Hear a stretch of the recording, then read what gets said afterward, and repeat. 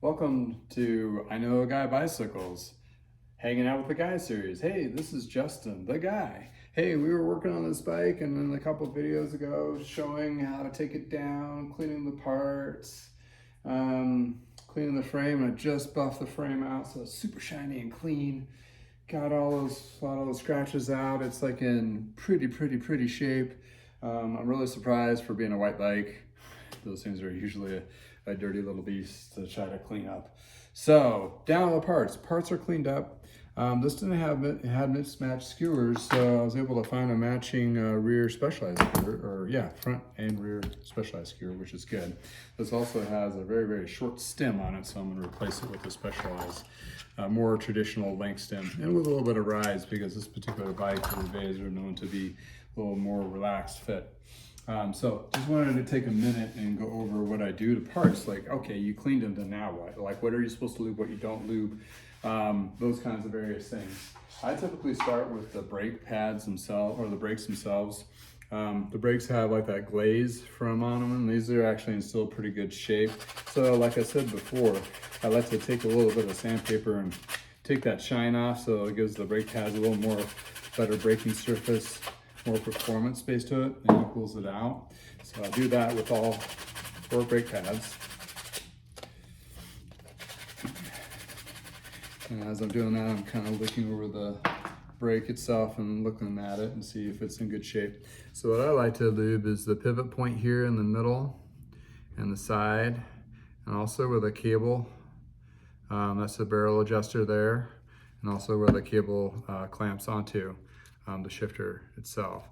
So kind of work that in, make sure this is fluid, and makes this fluid as well. So it's easy for the customer or the next mechanic to work on it.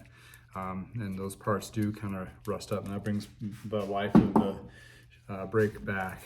So again, the middle part here, pivot here, and the cable. It's just a little drop of the super lube, that kind of thing, and make sure it's good there. So the brakes are done. The front derailleur, I do the same thing for the little pivots. This has been sonic clean, so it's going to clean out anything in there. And you're like, well, it's supposed to have bushings and all that. Well, this is an older derailleur. A lot of these are, so you want to give them a little extra love. So that helps out that. Rear derailleur, a lot more pivots. I kind of like to get all 4 on the bottom, where also the cable goes in. And I like to coat the spring inside there just a little bit. Because, you know, that has a tendency of rusting, and you have 8 pivots, so you want to get all 4 on each side. And the jockey pulleys, I like to put a little bit of grease in there. Some are like sealed bearing, which is fine, but you know, it's just some of these are just need a little help. And then I kind of flex the derailleur so it has a little bit of life. Then I'm making sure it's all down there. If I get a little too much on there, I take a rag and wipe off the excess. It's not going to hurt anything. It coats. So the chain I will lube when it's installed.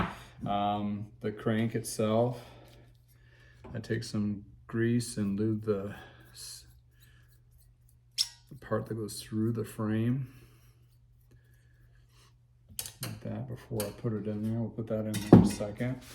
And the other big lube part I do is the cassette, or the free wheel, the free hub body, where the cassette goes. The reason being is sometimes they get wedged in there, and the cassette has usually this little spacer thing. You want to make sure you find that, put that down first, because it fits into that groove. And if it doesn't, you're going to have too much of a gap. This is keyed, so there's one of these that are not like the rest. Then you start working forward to the bigger to smaller. And since it's keyed, they're only go on a certain way. I usually try to get the key on top. So, then you get your spacer. Another keyed. The weirdest cassette I worked with was Campy, and they actually had the spacers themselves were individually different when you stacked it. And I had to like research this thing because it was shifting for crap. I couldn't figure it out. Finally figured out it was the spacing. Then switched the spacing out. And lo and behold, it worked. but it was a couple hours of frustration for sure. Oh boy, I forgot a spacer. See, I have 2 cogs in here, they're just stuck. Rookie move on a video. Hey, even the perfect, well-versed mechanic will mess up once in a while. But quick and easy fix. I would have found that out for sure at the end when it doesn't stack up. Because when this stacks up, it should be a little over flush with the freehub body. That's where the lock ring fits in. And take that lock ring tool, tighten it up. Not over tightened, but you know, good. The pull there. Then skewer that goes through the hub is to drop in there for the pivot. And back in the 90s, we would always grease these. And when I went to Michigan, they're like, yes, you grease these because it's so humid and we get rust and you don't want your skewer to seize inside your hub. So it's always good to have a little bit of light bearing grease on there. That's my rear wheel. And I'll do my front, just a drop to keep things fluid. Take the cap, lock ring off. Then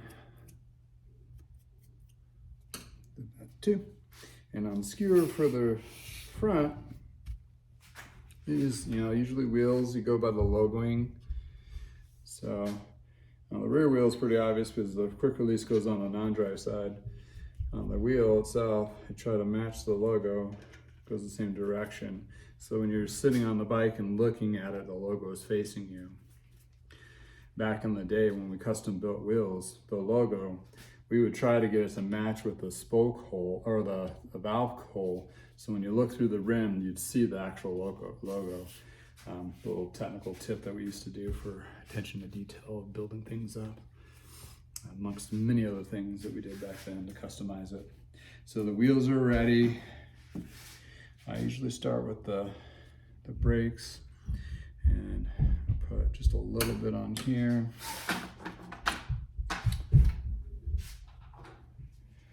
And the front brake, well, the little screw here that slides the brake pad out, that's going to be on the behind side. So put this guy on here.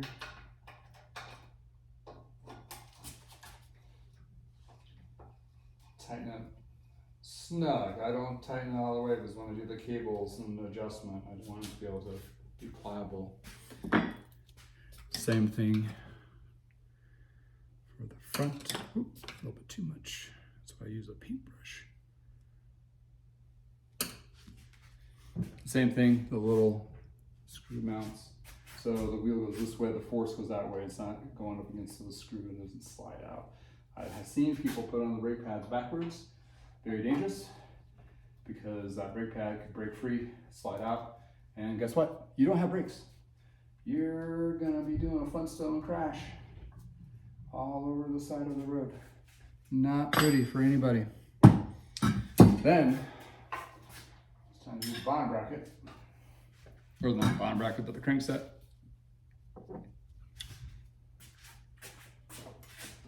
And always remember what parts you took off in what order. Is this one had a little ring. This guy got to go inside here or it's not going to space right. So, got that. Oh, these are keyed too. Oh, come on. You don't want to go on there. Ah. There you go. And there's a whole bunch of little specialty tools that obviously go with putting bikes back together. This is one of them. They make about 5 different types, but this one has, it's metal, which is nice, folds up. And these are 10 to 15 Newton. So I got a little micro torque wrench so I can torque them. So I tighten up those two sides.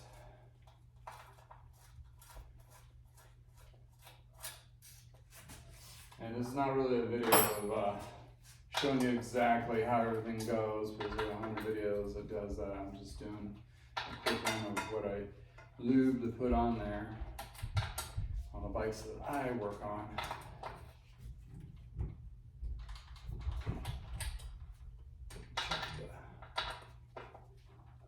There we go. And the front derailleur.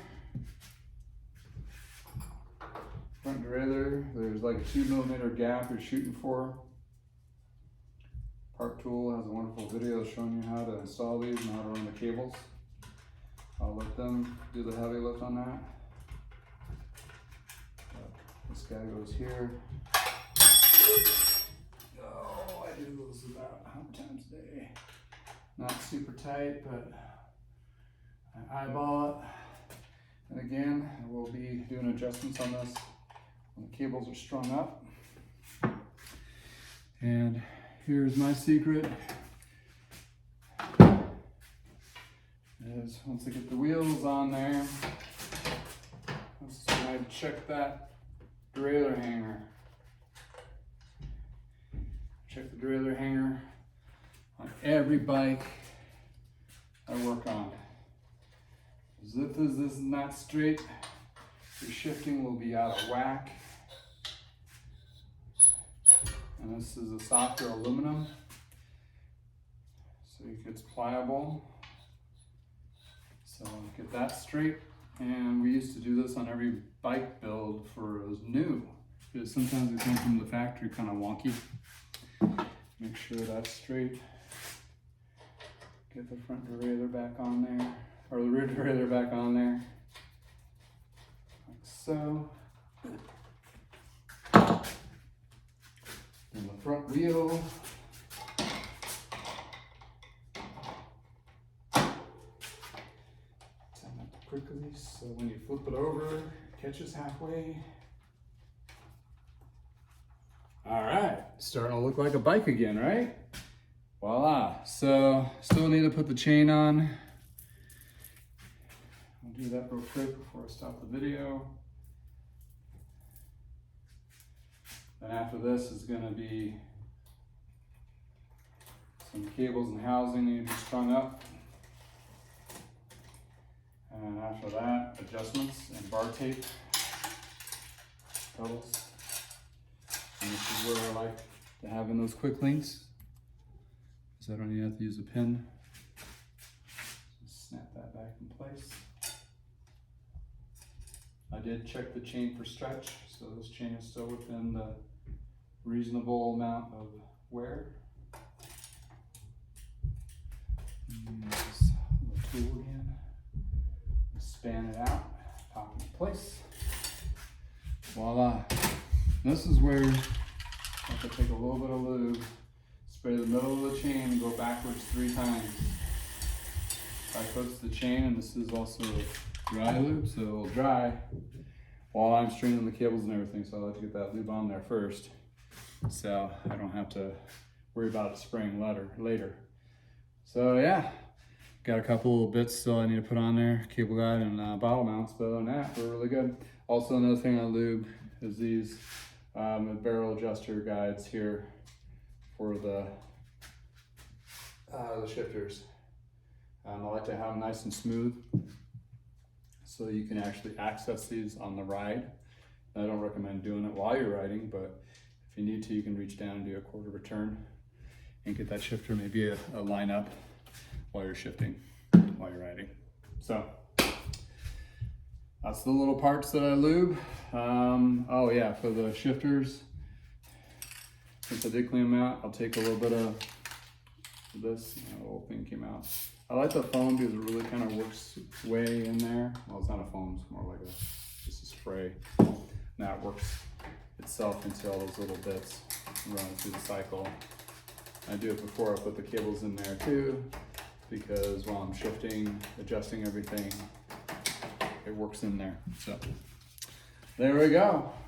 Thank you for spending time with me, and that's the little bits that I lube when I put the bike back together.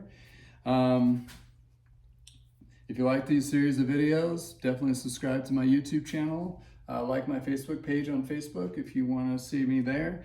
Also on my website, it's listed below on the notes below. Is you can do the email list too as well and be notified of the bikes that come on for sale and so forth, and parts as well. So, and tech tips mostly. So, thanks for spending some time with me and hanging out with the guy, and I hope you have a great day. Thank you.